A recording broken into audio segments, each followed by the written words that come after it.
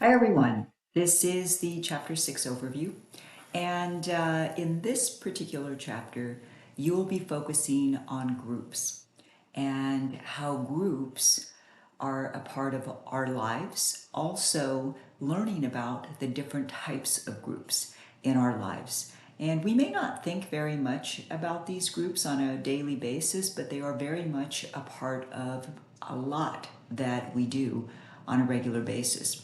For example, think about your family.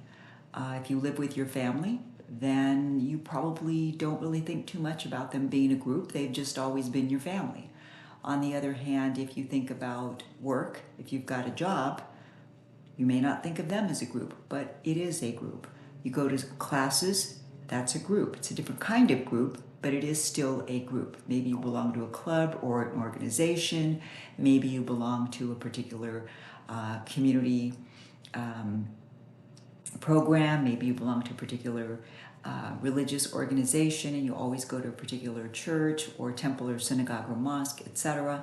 All of these are ways of participating in groups. And in this chapter, you will learn about primary and secondary groups and how important both of these groups are in our lives. You will also learn about leadership styles because in every group, there are leaders. Again, we may not think of who is the leader within our group of friends, but there very likely is someone who is the person that in your friendship group people look to for ideas for what to do, etc.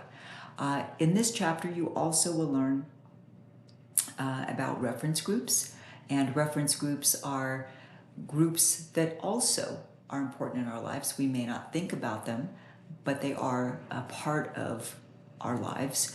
And also you will learn about formal organizations because if we have a lot of groups, various groups in society, of course some of these groups may become large enough that they become much more formalized. So you think about work, if you work at a large workplace, that's a much more formal organization than say your family or your group of friends. So enjoy this chapter learning about groups, and I'll see you for the next overview. Bye.